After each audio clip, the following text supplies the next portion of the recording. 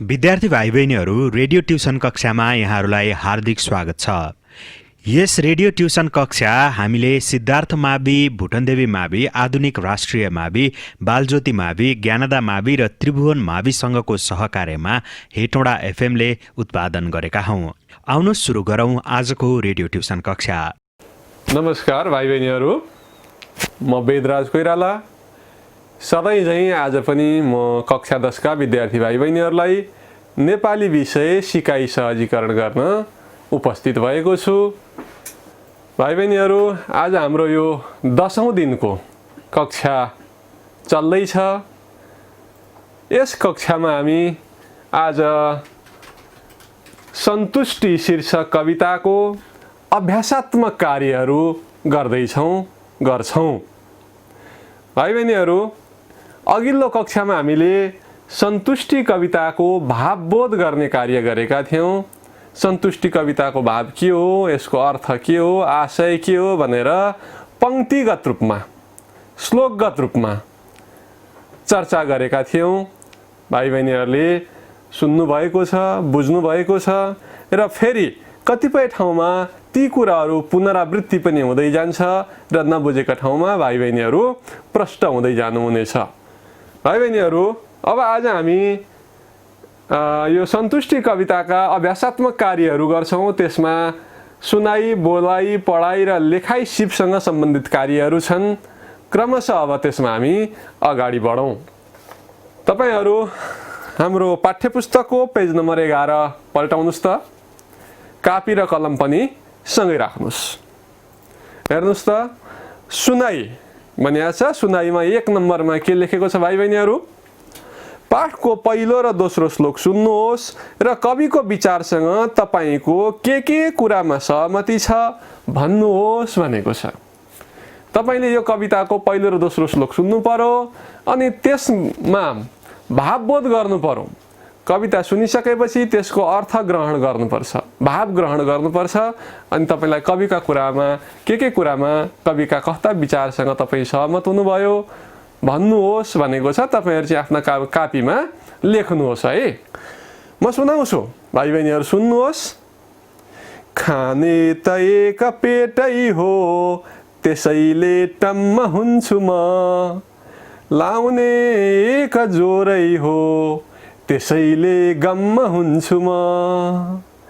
जमिन 3 हातैको, सुत्नलाई प्रशस्त छ। घाम पानी सके ओत्न, झुपडी मग्न मस्त छ। भाइ बहिनी हो, कविलाई त एक पेट खान पाए पुग्ने रहेछ, एक सरो लगाउन पाए पुग्ने रहेछ, 3 हातको जमिन भए पनि पुग्ने रहेछ र घाम पानी ओत्ने सामान्य झुपडी भए पनि कवि खुसी हुने रहेछन्। अब कविका यस्ता विचारसँग तपाईँ सहमत हुनुहुन्छ या हुनुहुन्न? हुनुहुन्छ भने के कस्ता कुरामा सहमत हुनुहुन्छ? एक पेट खाँदाखेरि पुगिहाल्छ, धेरै किन चाहियो भन्ने विचार छ यहाँ कविको। यस विचारमा तपाईँ सहमत हुनुहुन्छ या हुनुहुन्न? यी कुराहरू लेख्नु होला।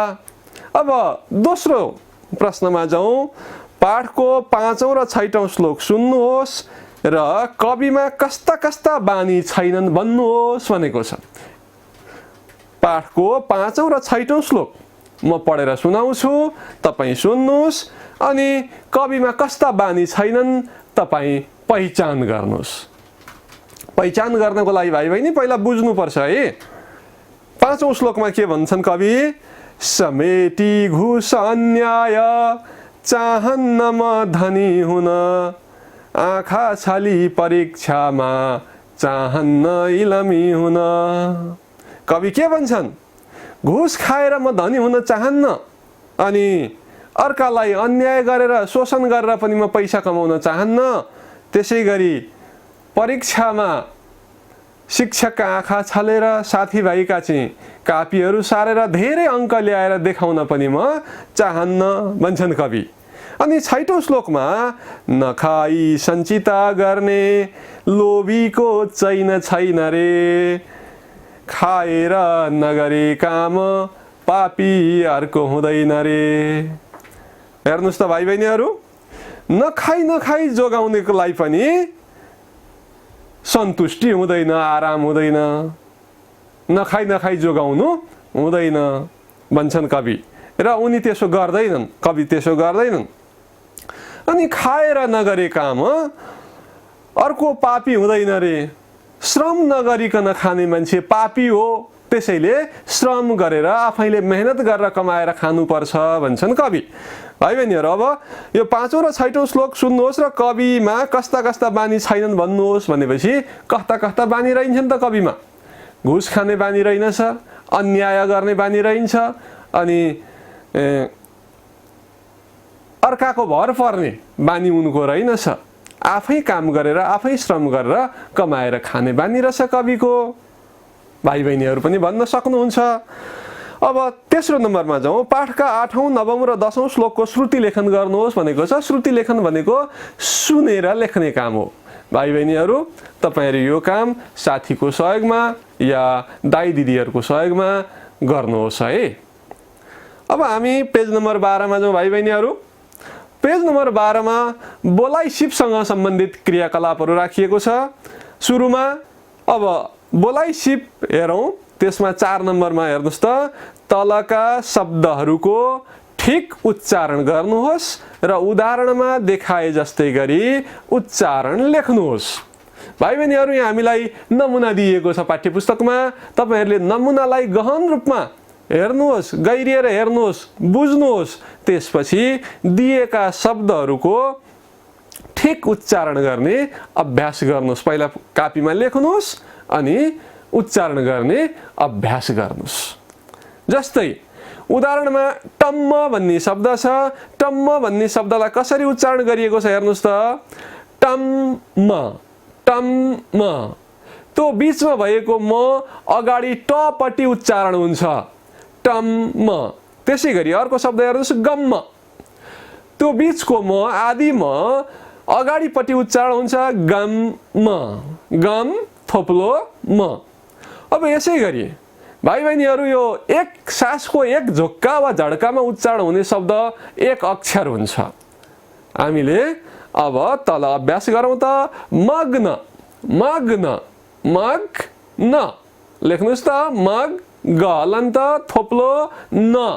यसै गरी अर्को छ विलास, विलास, बी थोप्लो लास गरेर समा हलन्त, बी थोप्लो लास। दुईचोटिमा उच्चारण हुन्छ भाइ बहिनीहरू। यो 3टा अक्षर जस्तो देखिन्छ, तर 3 अक्षर होइन, यो 2 अक्षरले बनेको शब्द हो। हामीले उच्चारण गर्दाखेरि सही उच्चारण गर्नुपर्छ। कवितामा त के भनिएको छ? कवितामा त स पुरै उच्चारण गरिएको छ। सीमा विलासको छैन भनिएको छ, स पुरै उच्चारण हुन्छ। त्यहाँ चाहिँ लय मिलाउनको लागि, छन्द मिलाउनको लागि हामीले स को पुरै उच्चारण गरेका छौँ। सीमा विलासको छैन, स्वाद छैन गिलासको भनेका छौँ। तर विलास होइन विलास, गिलास होइन गिलास। अब के गर्नु पर्यो? बी थोप्लो लास स हलन्त, गी थोप्लो लास स हलन्त, 2 अक्षरले बनेको शब्द। यसको उच्चारण चाहिँ त्यो हो, इलमी, इलमी। यो 3 अक्षरले बनेको शब्द भाइ बहिनीहरू, इ थोप्लो ल थोप्लो मी।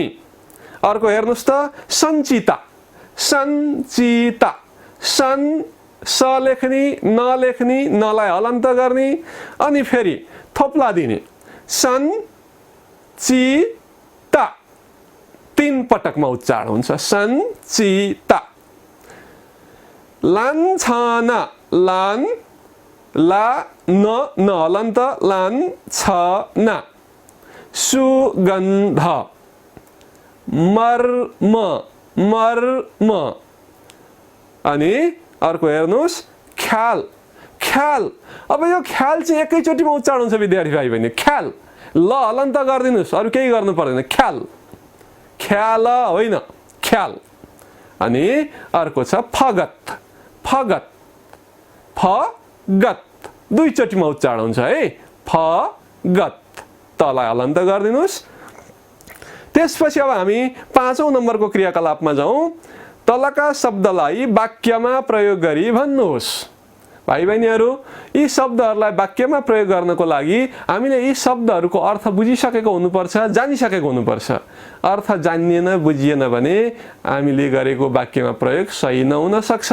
त्यसैले हामीले पहिला यसको अर्थबोध गर्नुपर्छ यी शब्दहरूको। भाइ बहिनीहरूले गरिसक्नु भएको छ। हेर्नुहोस् त, मस्त मस्त शब्दलाई वाक्यमा प्रयोग कसरी गर्नुहुन्छ? मस्त शब्दलाई वाक्यमा कसरी प्रयोग गर्नुहुन्छ? सुन्नुहोस् है त, म एउटा बनाउँछु। हिजो राति तपाईले फोन गर्दा म मस्त निद्रामा थिएँ। हिजो राति तपाईले फोन गर्दा म मस्त निद्रामा थिएँ। अर्थ आउने गरी वाक्यमा प्रयोग गर्नुपर्छ विद्यार्थी भाइ बहिनी। अर्को छ सीमा। कवितामा भनिएको छ नि, सीमा विलासको छैन, स्वाद छैन गिलासको। हेर्नुहोस् त,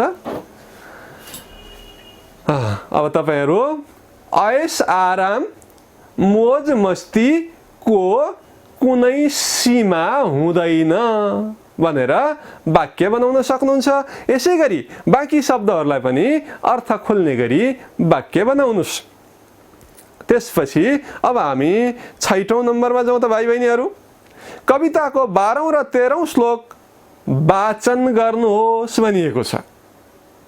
अब 13औं र 14औं श्लोक वाचन गर्नुहोस् भनेको छ। मैले भाइ बहिनीहरूलाई भनिसकेको छु, यो सन्तुष्टि कविता अनुष्टुप छन्दमा रचना गरिएको छ र अनुष्टुप छन्दको एक पाउमा 8 अक्षरहरू हुन्छन्। हामीले वाचन गर्दाखेरि त्यो 8औं अक्षरमा पुगेर विश्राम गर्छौँ र त्यसभन्दा अगाडि फेरि बढेर पढ्छौँ। जस्तै हामीले त लयबद्ध वाचनको अभ्यास पनि गरिसकेका छौँ विद्यार्थी भाइ बहिनी। अब हामी यो 12औं र 13औं श्लोक म एकचोटि फेरि वाचन गरेर सुनाउँछु, भाइ बहिनीहरूले पनि वाचन गर्नुहोला। पृथ्वी तल नै स्वर्ग, जनता नै जनार्दन, उपकार सदा पूजा, फल हो दुःख मोचन। यसै भित्र छ संसार, सार हो यति नै फगत, यसै भित्र अडेको छ स्रष्टाको सृष्टिमा जगत। भाइ बहिनीहरू, अब हामी 7औं नम्बरमा जाउँ त बोलाइको। तपाईका आफ्ना इच्छा के छन्? सर्वप्रथम बुँदा बनाउनुहोस् र कक्षामा प्रस्तुत गर्नुहोस् भनेको छ। अब भन्नुहोस् त, कविका इच्छाहरू त के रहेछन्? हामीले कवितामा पढिसक्यौँ। अब तपाईहरुका इच्छाहरू के छन्? बुँदा बनाउनुहोस्। मैले तपाईहरुलाई बुँदा बनाउन अघिल्लो पाठमा सिकाइसकेको छु। वाक्य होइन, बुँदा बनाउनुहोस् भनिएको छ यहाँ। जस्तै अब तपाईहरु कस्ता बुँदा बनाउनु होला? जस्तै मैले बुँदा बनाउनु पर्यो भनेदेखि म कसरी बनाउँछु? म आफ्नो विषय क्षेत्रमा जान्छु, तपाईहरु पनि आफ्नो विषय क्षेत्रमा जानुहुन्छ। जस्तै तपाईले बुँदा बनाउँदाखेरि के भन्न सक्नुहुन्छ? धेरै पढेर राम्रो मान्छे बन्ने एउटा बुँदा हुन सक्छ। अर्को पढाइ सकेर जागिर खाने, पढाइ सकेर समाज सेवा गर्ने, पढाइ सकेर राजनीति गर्ने, पैसा कमाएर बाइक किन्ने। अनि त्यसैगरी भाइ बहिनीहरू, हाम्रा इच्छाहरू पनि हुन सक्छन्। पैसा कमाएर आइफोन किन्ने है, यस्ता इच्छाहरू पनि हाम्रा हुन सक्छन्। त तपाईहरुले आफ्ना इच्छाहरूलाई समेटेर आफ्ना इच्छाहरू बुँदागत रूपमा प्रस्तुत गर्नुहोस्। अब हामीले बोलाइका क्रियाकलाप पनि सक्यौं। अब हामी पढाइका क्रियाकलापमा जाउँ भाइ बहिनीहरू।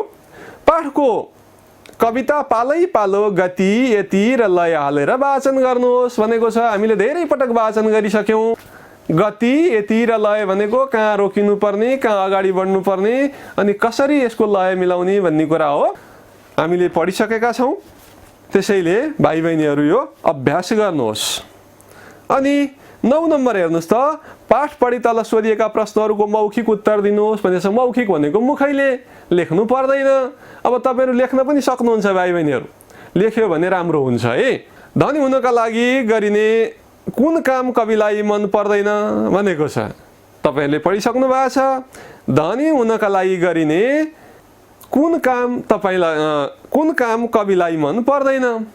त हामीले कवितामा पढेका छौं, घुस खाने काम, अन्याय गर्ने काम कविलाई मन पर्दैन, त्यो जानिसकेका छौँ। कस्तो मानिसलाई चैन हुँदैन भनेको छ, नखाई नखाई जोगाउने मान्छेलाई चैन हुँदैन भने, नखाई सञ्चिता गर्ने, नखाई सञ्चिता गर्ने लोभीको चैन छैन रे भनेको छ। चैन भनेको आनन्द, नखाइकन सञ्चिता गर्ने जोगाउने मान्छेलाई आनन्द हुँदैन, सन्तुष्टि हुँदैन, सुख र खुसी हुँदैन भन्छन् कवि। त्यही कुरा लेख्ने भाइ बहिनीहरू। अनि के गर्ने मानिस पापी हो, काम नगरिकन खाने मानिस पापी हो भन्छन् कवि त यहाँ। अर्काको भर पर्ने, काम नगरी खाने मानिस यो पृथ्वीको भार हो, पापी हो भन्छन् कवि। त्यसैले अब हामीले काम नगरी बस्नु भयो त भएन। अब कवि कसलाई डाका भन्छन्? अर्काको भाग खोज्नेलाई हामीले पढिसकेका छौँ। यसै गरी लान्छनाबाट बस्न के गर्नुपर्छ भनिएको छ। लान्छनाबाट बस्न अरूको भर पर्नु हुँदैन, स्वावलम्बी बन्नुपर्छ, आत्मनिर्भर बन्नुपर्छ भन्ने कुरा कविले कवितामा भनिसकेका छन्, हामीले बुझिसकेका छौँ। भाइ बहिनी, अब हामी पढाइ सिप अन्तर्गतको 10औं नम्बरमा आइपुगेका छौँ। लेखक कस्तो चिन्तन बोकेका व्यक्ति हुन् भन्ने कुरा अनुमान गर्नुभयो। पाठका आधारमा लेख्नुहोस् भने लेखकले कस्तो चिन्तन बोकेका छन्, कस्तो विचार बोकेका छन्, हामी कसरी चिन्छौँ यो कविता पढिसकेपछि कविलाई भन्नुहोस् त। हामी के भन्न सक्छौँ अब भन्दा कवि आदर्श तथा सकारात्मक चिन्तन बोकेका व्यक्ति हुन्। अनि धन सम्पत्ति धेरै हुने बित्तिकै सुख र चैन हुँदैन भन्ने खालका व्यक्ति हुन्। अनि घुस खानु हुँदैन, अन्याय गर्नु हुँदैन, आफैले परिश्रम गरेर खानुपर्छ, स्वावलम्बी बन्नुपर्छ, हाम्रा यी ज्ञानेन्द्रिय र कर्मेन्द्रियहरूलाई सही प्रयोग गर्नुपर्छ अथवा हामीले यिनीहरूको सही परिचालन गर्नुपर्छ भन्ने चिन्तन बोकेका कवि हुन् भनेर भन्छौँ भाइ बहिनीहरू। तपाईँहरूले पढिसक्नु भएको छ। नराम्रो कार्यले चाहिँ हामीलाई दुखी बनाउँछ, राम्रो कार्यले हामीलाई सुखी बनाउँछ भन्छन् कवि। अब हामी लेखाइ सिपमा हौँ भाइ बहिनीहरू। लेखाइ सिप 11 नम्बरमा हेर्नुहोस् त। कविताको 9 देखि 12 श्लोकबाट मुख्य बुँदा टिपी सार लेख्नुहोस् भनेको छ। फेरि बुँदा टिप्ने कुरा आयो। कति महत्त्वपूर्ण कुरा रहेछ यो बुँदा टिप्ने भन्ने, त्यसैले हामीले पहिला गरिसक्यौँ। हेर्नुहोस् त, बुँदा टिप भन्छ यसले। अब 9 देखि 12 श्लोकबाट हामीले बुँदा टिपोट गर्नुपर्छ भाइ बहिनीहरू। अब बुँदा टिपोट गर्दाखेरि कसरी गर्न सकिन्छ म तपाईँहरूलाई सरसरी 9 देखि 12 का बुँदाहरू यस प्रकार टिप्न सकिन्छन् भनेर नमुना मात्रै बताउँछु। आँखाले राम्रो र नराम्रो चिन्नुपर्ने एउटा बुँदा, कानले सबै कुरा सुन्नुपर्ने, राम्रा नराम्रा सबै सुन्नुपर्ने र राम्रा कुरा मात्रै ग्रहण गर्नुपर्ने भनेको है भाइ बहिनीहरू। यो आँखाले राम्रो र नराम्रो चिन्नुपर्ने, कानले सबै कुरा सुन्नुपर्ने, नाकले राम्रो र नराम्रोको विवेक गर्नुपर्ने, जिब्रोले कुरा बुझेर मात्र बोल्नुपर्ने, दाँतले सौम्य र सुन्दर बनाउनु पर्ने, हात पाउले श्रम परिश्रम मेहनत र परोपकार गर्नुपर्ने, बलले नवनिर्माण र बुद्धिले नयाँ सिर्जना गर्नुपर्ने, मनले चाहिँ सबैलाई माया गर्नुपर्ने, शरीरले अर्थात् इन्द्रियहरूले राम्रो कुराको बोध र ज्ञान गर्नुपर्ने भन्ने प्रमुख कुरा हुन् 9औं देखि 12औं श्लोकसम्मका मुख्य बुँदाहरू। भाइ बहिनीहरू, अब हामी यसभन्दा अगाडि बढौँ। 12औं नम्बरमा तलका प्रश्नहरूको संक्षिप्त उत्तर लेख्नुहोस् भनेको छ भाइ बहिनीहरू। संक्षिप्त उत्तर लेख्ने कवि के कुरामा टम्म र डम्म हुन्छन् भाइ बहिनीहरूलाई आइहाल्छ। सीमा विलासको छैन भन्नुको तात्पर्य के हो? ऐस आरामको कुनै सीमाना हुँदैन भन्ने हो। ऐस आरामको कुनै सीमा छैन भन्ने कुरा हो यो। अनि कस्तो बानी भएको मानिसलाई मिजासिलो भन्छन्? कस्तो बानी भएकोलाई भन्लान् भाइ बहिनीहरू? मिठो बोली भएकोलाई, नम्र बोली भएकोलाई, अनि सबैलाई शिष्टाचार गर्ने मान्छेलाई मिजासिलो मान्छे भन्छन्। अर्को छ हेर्नुहोस् त, दुवैतिर हेर्नुपर्छ भन्नुको आशय के हो भनिएको छ यहाँ। दुवैतिर हेर्नुपर्छ भन्नुको आशय के हो भनेको राम्रो नराम्रो, सत्य असत्य, असल खराबको पहिचान गर्नुपर्छ भनिएको हो भाइ बहिनी। यसको तात्पर्य राम्रो नराम्रो, असल खराब, सत्य असत्यको पहिचान गर्नुपर्छ भनिएको हो। अब हामी 13 नम्बरमा जाउँ।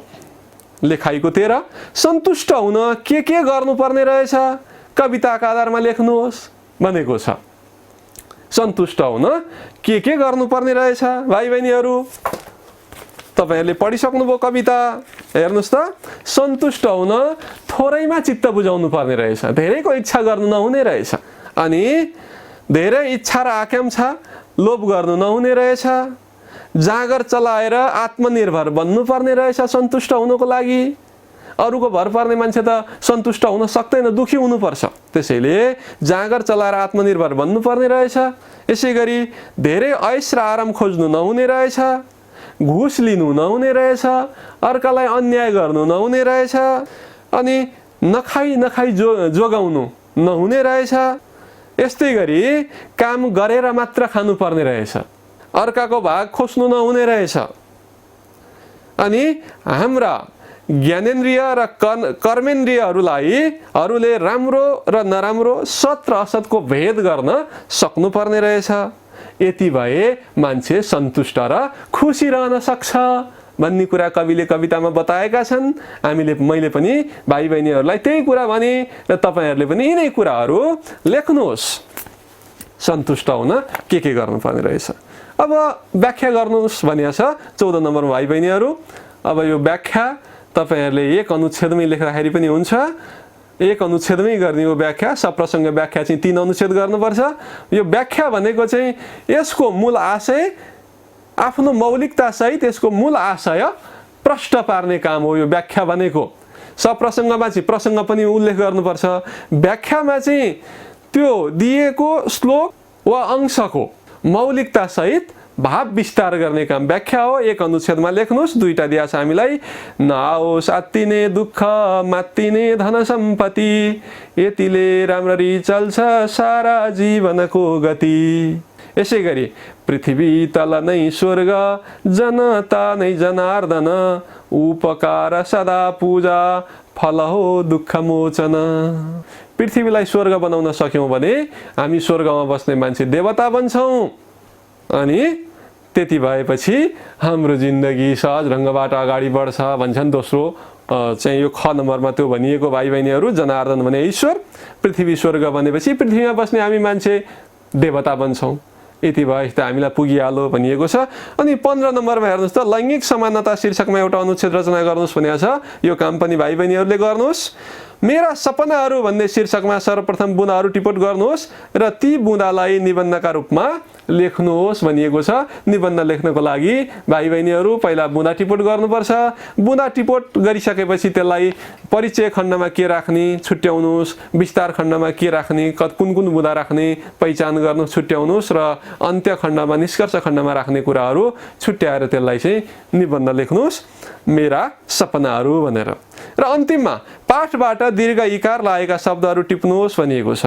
जस्तै सन्तुष्टि कविता पल्टाउनुहोस् त। सन्तुष्टि कवितामा पाठबाट दीर्घ इकार लागेका कविता शब्द भनिएको छ। जस्तै पानी, घाम पानी सके ओत्नमा, पानी दीर्घ इकार लागेको शब्द हो। सीमा विलासको छैन भन्ने पंक्तिमा सीमा दीर्घ इकार लागेको शब्द हो। त्यसै गरी समेटी भन्ने शब्दमा टी दीर्घ इकार, छली भन्ने शब्दमा ली दीर्घ इकार। अर्को नखाई सञ्चिता गर्ने लोभीको पाप छैन रे भनिएको छ। लोभीमा पनि दीर्घ इकार, पापीमा पनि दीर्घ इकार छ। यसरी भाइ बहिनीहरू दीर्घ इकार लागेका शब्दहरूको तपाईहरु सूची बनाउनुहोस्। अब भाइ बहिनीहरूले यो लेखाइका 11 नम्बरदेखि 17 नम्बरसम्मका क्रियाकलापहरू गर्नुपर्छ, लेख्नुपर्छ। ल त भाइ बहिनीहरू, आज हामीले सन्तुष्टि कविताका सुनाई, बोलाइ, पढाइ र लेखाइ सम्बन्धी क्रियाकलापहरूको चर्चा गर्यौं।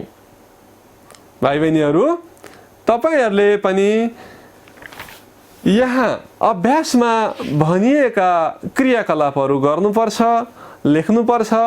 पढ भनेको छ भने पढ्नुपर्छ, अनि अभ्यास गर भनेको छ भने अभ्यास गर्नुपर्छ। त्यसो गर्यौँ भने मात्रै हाम्रो सिकाइ हुन्छ, अन्यथा सिकाइ हुन सक्दैन। रातभरि करायो दक्षिणा हरायो भन्ने उखान हाम्रो गाउँठाउँमा प्रचलित छ। त्यस्तै हुन्छ, हामीले पढेको सुनेको अर्थ हुँदैन, हामीले यसलाई व्यवहारमा रूपान्तरण गर्नुपर्छ। व्यवहारमा रूपान्तरण गर्यौँ भने मात्रै हाम्रो सिकाइ दिगो हुन्छ।